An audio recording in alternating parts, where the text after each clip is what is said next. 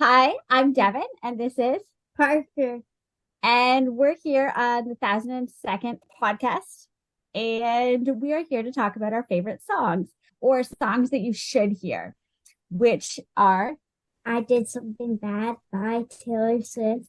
so I chose something as well, which is New Year's Day by Taylor Swift, same album, kind of keeping with the flow. Reputation. Mhm. Love it. Hi, I'm Jeff Stephen, and you're listening to the 1002nd Album Podcast. This season, we'll be talking about must-hear songs as I continue to ask people that are important to me all about the music that's important to them. Enjoy!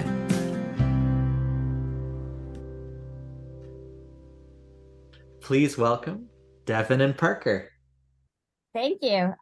We're so glad to be here. We love that you have included both of us Yes. on this episode because we have much to share. And I wouldn't have it any other way.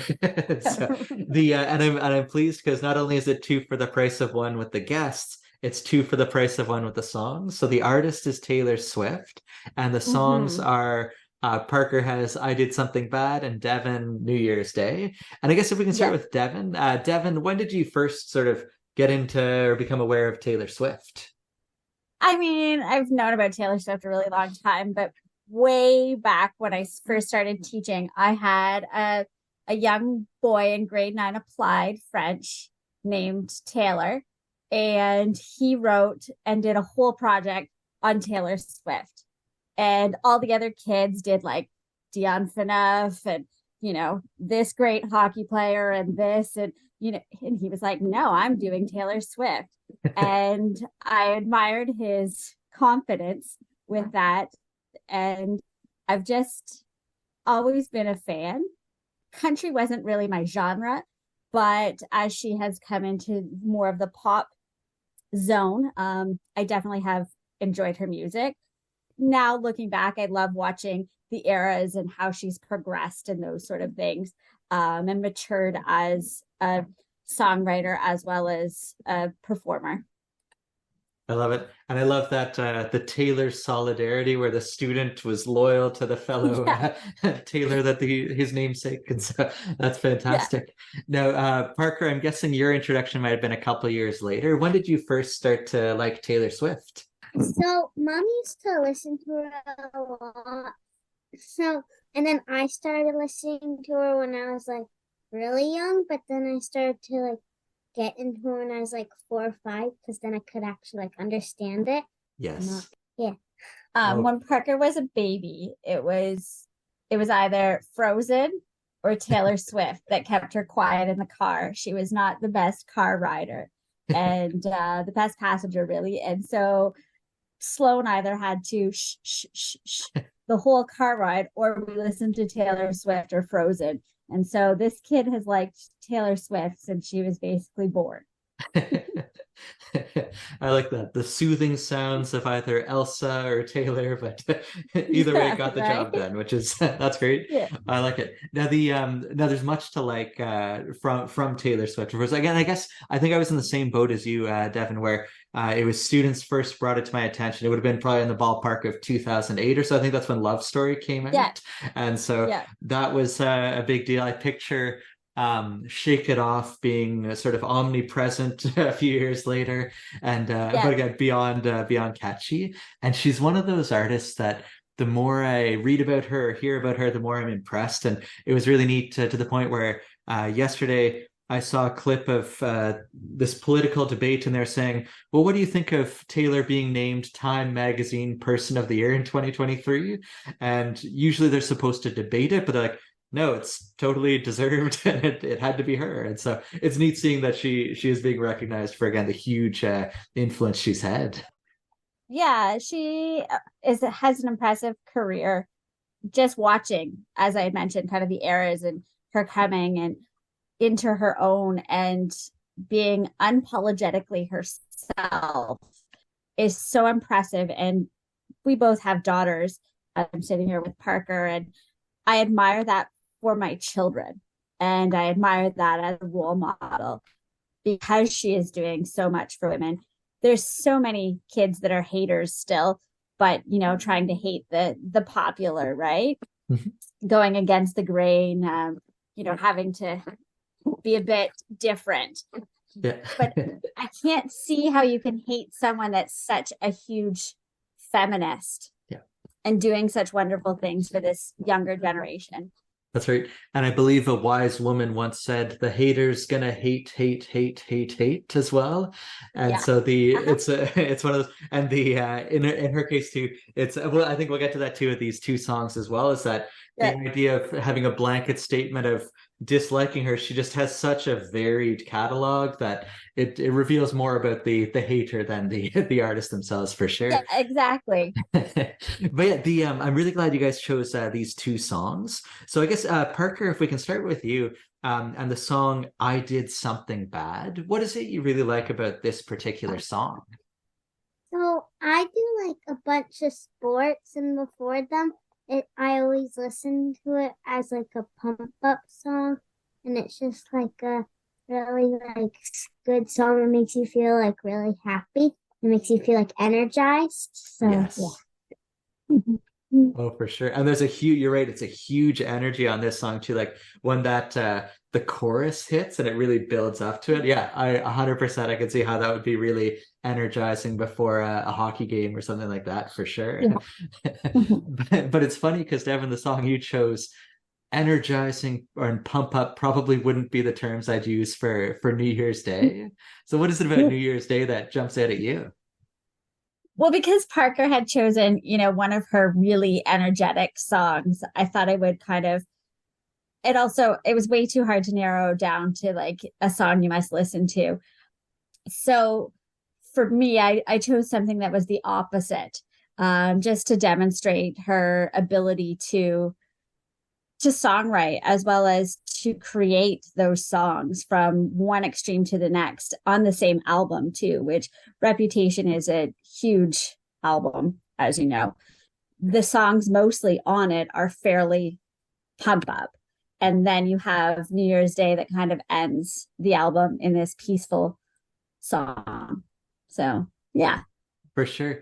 It's the closing track as well, right? On Yeah. Reputation. Yeah. And it's one of those ones, it's just that lovely understated piano is just so nice. Like Uh-huh. it feels like it'd be the and I must admit I haven't heard the full album yet. So which as an album enthusiast, my head it's an audio podcast, but my head is lowered in shame. But the but A little bit.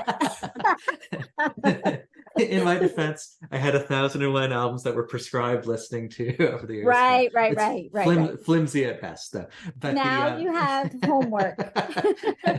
precisely, but then again, that's part of the purpose of this as well, is to be told where I should listen next, which is perfect. But it gave me a Yeah. vibe of I don't know, Devin, if you remember the movie Benny and June from back in the day. There was this Oh lovely song, yeah. yeah. There's this lovely song in that called "Have a Little Faith in Me" by Yeah. I believe the guy's name was John Hyatt, but it was just like, Yeah, John Hyatt. And that was yeah. also on Dawson's Creek too. Oh, that's it. That Nice. same song. Yeah. Perfect. So the so again, if it sort of evokes the '90s a bit, then already I'm Yeah. in. But the Yeah. but it was that it's just Exactly. yeah, it felt like such a perfect closer because it had a very sort of like late night, quiet, and even the lyrics you mentioned was like cleaning up after the party as well. Like the idea of like it's Mhm. the big energy has ended, and now we're just sort of bringing it home from We're there. sweeping up after everything and we're done. The party's over. That's right.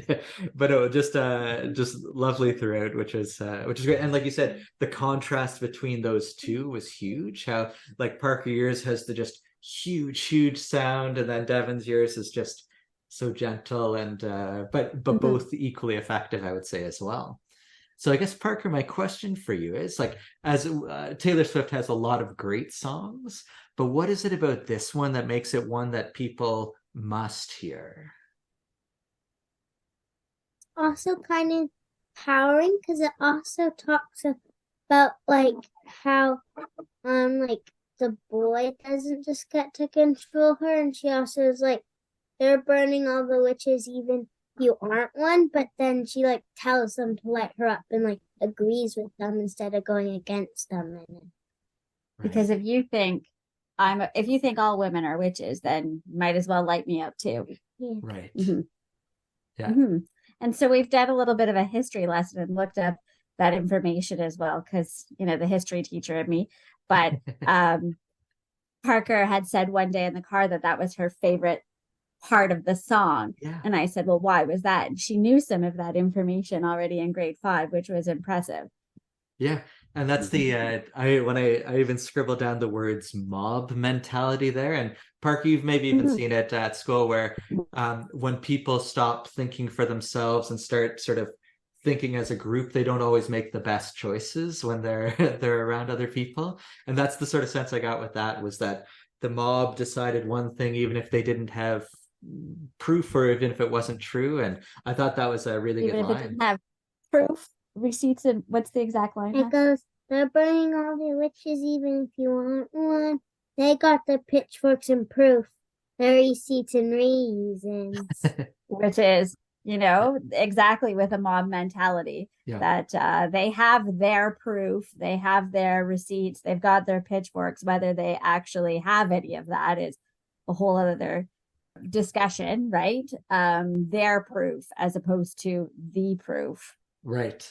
The Mm-hmm. yeah, and it's that I don't know if Parker, did you ever see the movie Beauty and the Beast, like the animated one?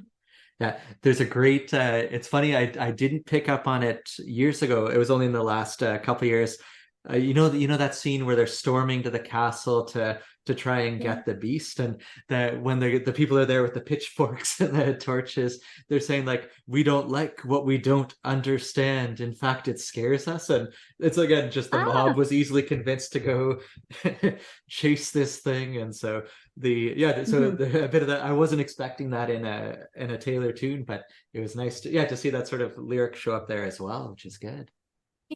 In retaliation to kind of, the Kanye West, Kim Kardashian pop culture feud that happened. And I think this is her response because the public made their decision about her, and she came back with this very powerful song and, talks about the mob mentality. Yeah. Reputation came out because Kim Kardashian called Taylor Swift a snake. Oh, no. So she decided to come out with it, and it kind of is us. And that's just like adding to Mom's point. Yeah. Right. So that was part of her response. I like that. But I think Yeah. you're totally right, though, Parker, with the idea of her being a really empowering musician. How she's been re-recording all the albums to make sure she is in control of the recordings, which I think is just amazing. And she's totally changed the way the music industry will operate now, because people are seeing this is what Taylor Swift has decided to do. And I think that's going to be changing the way other artists sign their record deals going forward. Yeah, for sure. And from the record deals to even how she's selling her tickets, and getting the lottery number and going from there, and just how there's so many ways she has influenced the music industry in her Yeah, choices. yeah. Mhm. And I like that she's using Yeah. her power for good as well, which is Yeah. appreciated. Yeah. And she's doing lots of good things, donating money because she is making billions off of her tour. It's impressive. It's impressive for women. It's impressive all around. I can't state stats. I didn't research enough for you, Jeff, but I do think the the changes that she is making and the way she is presenting how to be at the top is impressive, because there are so many people that have been at that top and haven't done the kind gestures. Yeah, Yeah. for sure. And no worries about not having the specific statistics. I didn't listen to all of Reputation, so we'll call it even. So, all is well. But I should ask you, Devon, about yours as well. So if New Year's Day is the other must hear Taylor, what is it about that song that makes it a true, like, thou shalt hear this song? I think just because it's the complete opposite. I'm a huge folklore fan and Evermore, but folklore is definitely by far my favorite Taylor album. And I find that New Year's Day kind of introduces you to that calm side of Taylor as opposed to this, pop star, um Country the star. country star. It gives us that folk music And she doesn't have to always be so energetic. She doesn't have to be, she can be whoever she wants. She can reinvent herself a million times over, and we'll listen. We're Swifties. Right, bud? Yeah. We're in, yeah.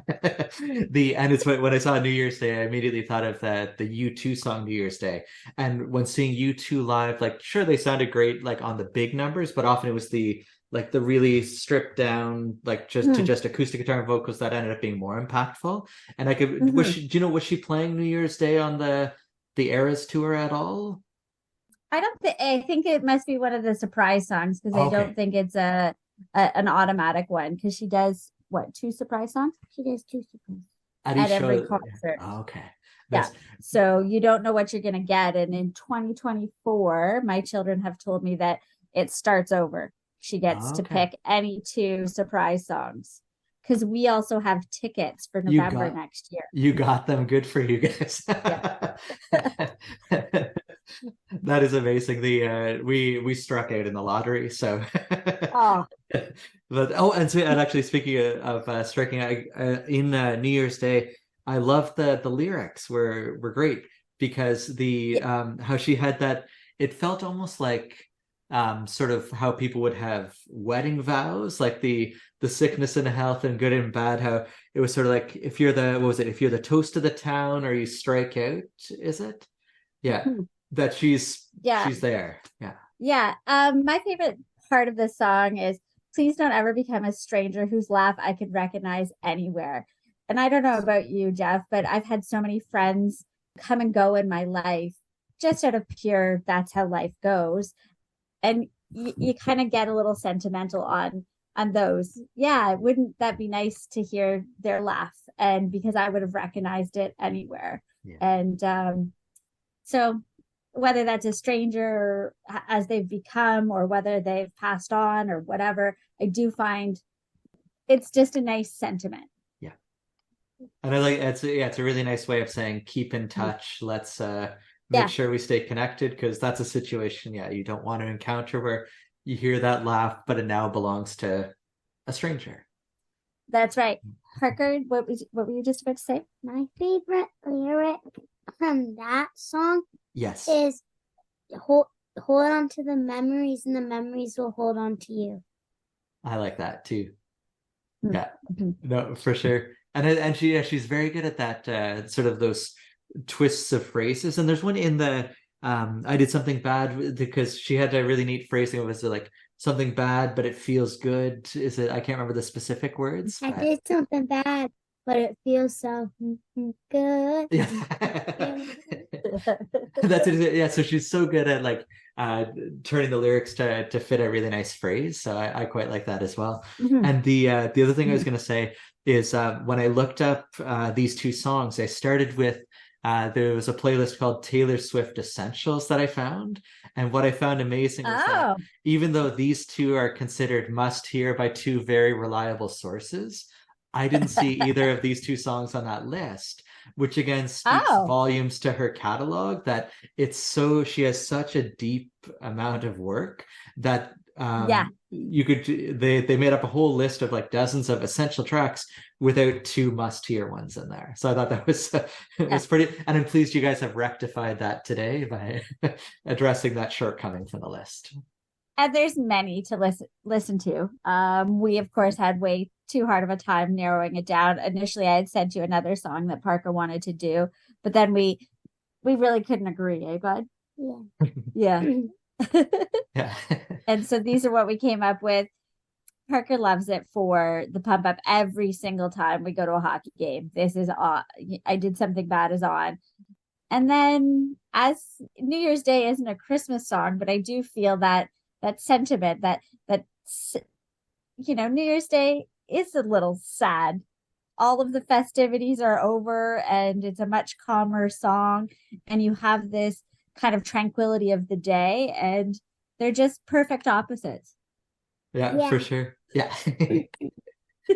And I thought, and you're right, it's the when I usually think about New Year's Day, I think of sort of New Year's resolutions and this optimism and this like it feels like sort of like, oh, it's a new beginning, but in her case, I Mm. liked how it was really about like cleaning up after, like it's sort of like we've had the good time, but I'm still here for the rest of it as well. So Yeah, absolutely. You're right. The New Year's Day, that factor of like, yes, resolutions and the new is about to come, but the old just left. And Christmas and the 2 weeks of holidays or the week of holidays that you have there, it's kind of over. And you have this kind of melancholy, right? Like this sadness of oh, it's the fun is done, which is great, but now we're moving on.